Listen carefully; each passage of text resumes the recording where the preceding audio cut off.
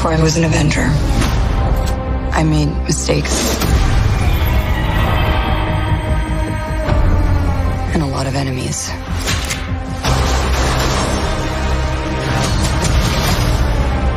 His call sign's Taskmaster.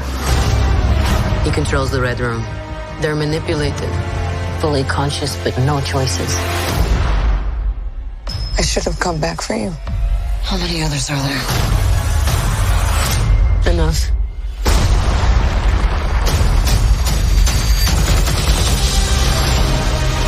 We have to go back to where it all started. So they never do that to anyone again. We're a family. We fight with you. You want Wayne. I've always found it best. Aloha. This is Trinidad the Island Man, your Island Man. Coming to you live once again from beautiful Hawaii here on the island of Oahu. Bringing you, guess you, the best movie reviews on the entire island of Oahu. And yes, this is Trinidad the Island Man, your Island Man. And last night, opening night, Thursday night of, what was that, July 8th? Was the finally long-awaited Black Widow movie starring Scarlett Johansson, Florence Pugh, Reese Weiss, and David Harbour. And, well, remember our rating scale, shock a thumbs up, it's good to see, I recommend it. Shock a thumbs down, it's junk, I don't recommend it. And for the new Black Widow movie, it is a shock a thumbs up. Now, as you know, this movie was supposed to be out many other times, long last year. Some of the online advertisements you can still find show that it was supposed to be out in May of last year. But of course, with the pandemic, COVID, there was a lot of talk that maybe it would just go straight to streaming. And, well, ultimately, it is now available for that $30 extra to watch at home if you subscribe to Disney+. But it is also at the movie theater. And it has gotten the largest opening at $13 million on the Thursday night, which is the largest opening post-pandemic, even greater than Fast and Furious Part 9. So what can I say about this movie? It is a shock a thumbs up. It feels a little dated, honestly. But, you know, that being said, that can't really be helped because right at the get-go, this movie was already going to be dated because it was and is happening in the past. You know, everybody knows that Scarlett Johansson's Black Widow, Natasha Romanoff, member of the Avengers, dies in Endgame. You know, she sacrifices herself on Boromir so that Hawkeye can get the Soul Gem so that they can, you know, when they went back in time to stop Thanos and return, you know, people back to the universe and stop Thanos. So it was her sacrifice that ultimately led to the successful mission of the Avengers, and restoring all life, or at least half of the life back to the universe. So, you know, that's a win-win. That definitely takes off a lot of red off her ledger. And, you know, that term was brought up by Scarlett Johansson's Black Widow in the very first Avengers. It is brought up again in this Avengers. Basically, this takes place directly after Civil War, whereas the Slovakian Accords, you know, everybody on Cap's team, which includes Black Widow, who had signed the Accords, but then later went against the Accords, switching over to Captain America's team. You know, she is being hunted at the very beginning of the movie by Thunderbolt Ross, who, you know, is in charge of upholding the the Slovakian Accords. And, but she gives them the slip a la Jason Bourne kind of techniques. And that's about what I can say about this movie, is that it feels a little bit James Bondish as well as Jason Bourne, and definitely the movie, but mainly the Amazon television series Hana, whereas, these super spies have been developed and trained assassins pretty much to go out and do what needs to be done, basically killing people to save more lives.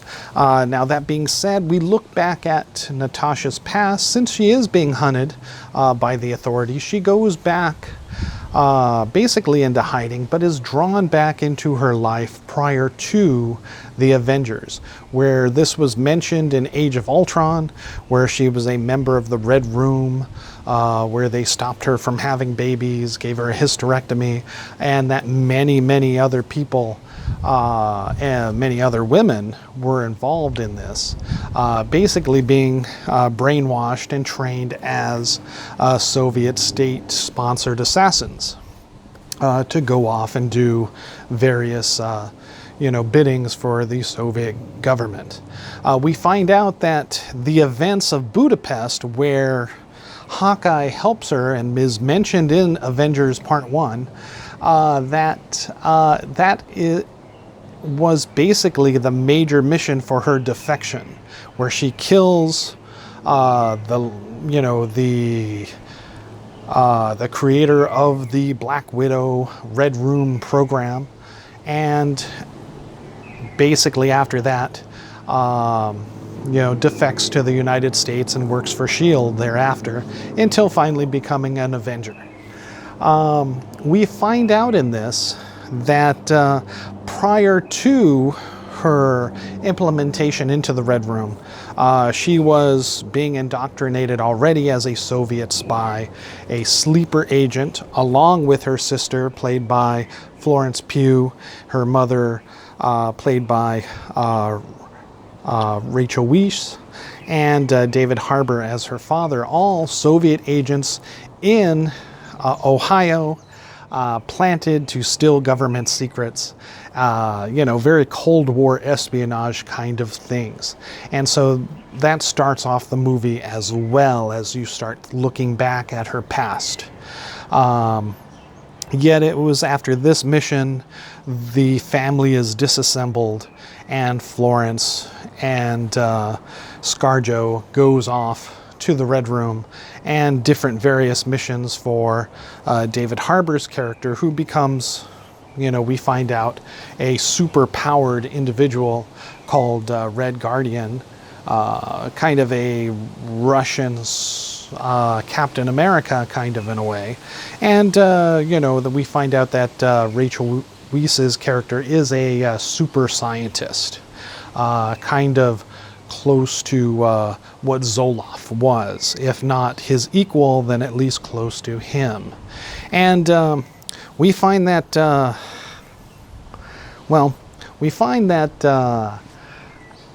the Black Widow program is still active. Florence Pugh escapes barely, with a means to break the mind control of the other Black Widows, but she needs Natasha's help. And basically, it all goes back to Budapest, where Natasha meets her sister again and is informed of what needs to be done. And at that moment, they form the plan to really take down the Red Room, discovering that the person who had been in control of it was actually survived and has still carried on the program to this day. So that's essentially where it is.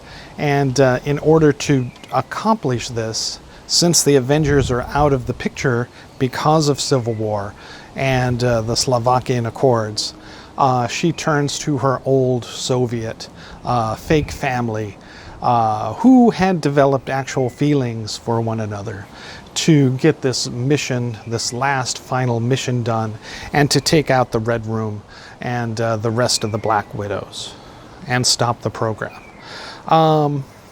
So that's pretty much the gist of it. And like I said, it plays off very much like Hana, if you've seen that show from Amazon. I think it's got 3 seasons so far. Very, very good. If you're interested at all in Black Widow and haven't seen that show, check it out. Highly recommend it. Shock a thumbs up for that show as well as Black Widow. And it pretty much gets you into the mindset of this current Black Widow movie. Now there are some problems with the movie. Like I said, it does feel very dated, but again, you know, you can't really fault it for that because it was meant to be dated as kind of a prequel to Infinity War. Should this movie have come out sooner? And I'm not talking about the year of COVID, but maybe after Infinity War, or I'm sorry, after Civil War in itself? Yeah, definitely. I do think so. That probably would have been best for that movie. You know, that being said, you know, there are a lot of reasons why it didn't. Maybe Kevin Feige, the studio, Marvel, you know, they didn't have much faith in a super heroine per se, and even Brie Larson's Captain Marvel did not come into fruition until after the success of the very first DC Wonder Woman movie, which spurred the way. Also, I would say that I'm a little let down with the villain in this. I mean, the head controller of the program of the Black Widows, he's just some government / corporate stooge. Well, mastermind. He's not really you know, he's not the brains behind it, but he did orchestrate it and he does run it. But he doesn't have the knowledge of how to keep it going outside of just, you know, getting the right scientists and, you know, means to get the control into place. He's not the scientist himself. So he is pretty much the government, the bureaucracy brains in that aspect of it. And it's clear that he needs to be taken out. However, the trailers, as you've seen, have shown Taskmaster in this movie. And I was very excited to see Taskmaster, and as kind of maybe an Easter egg, this being the very first implementation that Kevin Feige was going to backdoor in the mutants. Because in the comics, in Marvel Comics, Taskmaster is a mutant. The ability to mimic other people's fighting skills, their athleticism, etc. He can fight as well as Captain America, as well as Black Widow, shoot bows as well as Hawkeye by just studying footage of them. If he sees it, then he can duplicate it, essentially.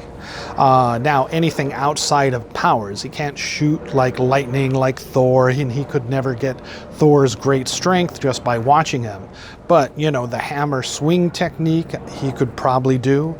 Any of the extra special fighting skills like that, he could definitely do, which makes him more than a match for non-superpowered people like Black Widow and, of course, civilians. And basically, this is the new Winter Soldier Taskmaster turns out to be. Basically, we find out, whereas in the comics he's more of a mercenary for hire, in this one he is a controlled individual. Now maybe later on, after the events in this movie, spoilers, Taskmaster gets away in the end. So Taskmaster is still out there and may become that mercenary later on in the MCU.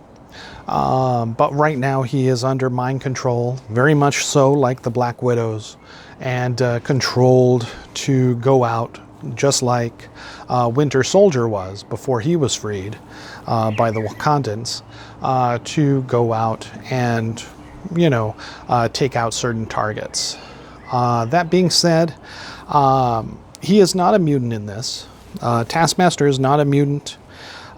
He is kind of a cyborg. He has a chip implanted into his head that is implied gives him some technological prowess, and that is how he's able to analyze the fighting skills and abilities of other people and duplicate them or replicate them, mimic them in a sense, via this chip in his head. So very much more a cyborgish character than the traditional mutant. I had hoped that he would be, this would be the introduction of mutants, that, oh, they are here.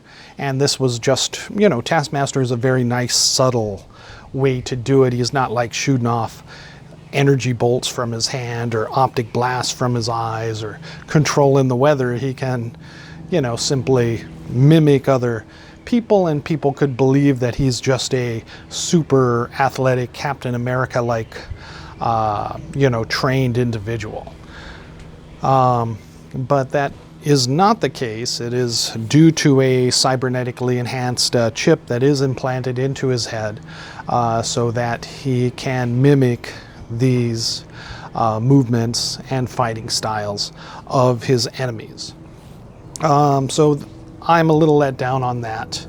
It seemed like a perfect thing for Kevin Feige to go ahead and push into, introducing mutants finally, on a very, very small scale, very, very safe scale. But, apparently he chose not to do this, changing the backstory from the comics to the movie version of Taskmaster. He's still very tough in the movie. His scenes are still very interesting and fun to watch. Fighting Scarlett Johansson, fighting Red Guardian David Harbour. So you're not missing too much. And actually, I wish he had been more in the movie itself. So that's about all I can say without too much more spoilers in it. I will give you one last spoiler about the end credits scene. Now, the end credits scene takes place after Endgame. So Scarlett Johansson is dead, Black Widow is dead, Natasha Romanoff is dead, and her sister, played by Florence Pugh, visits her gravesite, the marked grave, where, tributes are left for her, flowers, etc. And she's cleaning the grave, and she gives her condolences. And that lady from Seinfeld, Louis Dreyfus, I believe, appears and says, hey, you want to take out the person who killed your sister? It's this guy. You got to go after Hawkeye. And she says, yes, I'll do it. I'll get him for killing my sister. Now, of course, it's not probably public knowledge how she had died, how she had sacrificed herself, only that she had died. Dreyfus, as being a government agent or government senator or something like that in the United States, plus the new head of Hydra, the female head of Hydra, Lady Hydra, I believe is going to be her name later on. She's obviously trying to manipulate Florence Pugh's character, Natasha Romanoff's sister, to, her side, very much like, U.S. agent or the evil Captain America that we had seen from Falcon Winter Soldier. And in fact, this end credit scene was supposed to be in Falcon Winter Soldier, because this movie, Black Widow, was supposed to be out before, any of the Marvel TV shows had hit. WandaVision, Falcon Winter Soldier, or even Loki. And so that's kind of thrown things off in this one. And it feels very much like a television end credit scene. That would have been best if it had been kept in the TV show. But, then we wouldn't have known who it was. But then that might have prompted more people. It's like, well, I got to see this movie. Who is this lady that's being hired, and why is she saying she's Black Widow's sister? I didn't know she had a sister. And then you go see this movie, and it's like, oh, okay, she did have a sister. And this is why she wants revenge. And she's going to take out Hawkeye now, I guess. And so I guess Florence Pugh will be seen in the Hawkeye television Marvel show once that finishes filming. All right, so that's about it. I mean, there's no other greater Easter egg in that. Nothing for the Eternals, nothing for Shang-Chi, which I think is a little bit of a letdown, honestly, as everybody was waiting in the movie theater to see what was going to happen. And it's like, just to get that was like, It was nice to see an end credit scene again, but I feel it could have been stronger. And again, since this one was supposed to just be for the TV series, I think there should have been one more, stronger one, teasing something for the movie cinematic world as well. All right, well, thank you so much. This is Trinidad the Island Man, your Island Man, giving Black Widow a shock of thumbs up. Go ahead and check it out. When you can, however you can. They're at home on Disney Plus for an extra $30, or at the movie theaters, which, like I did. And the movie theaters were packed for this movie, so it should do really well at the box office. All right, mahalo and aloha.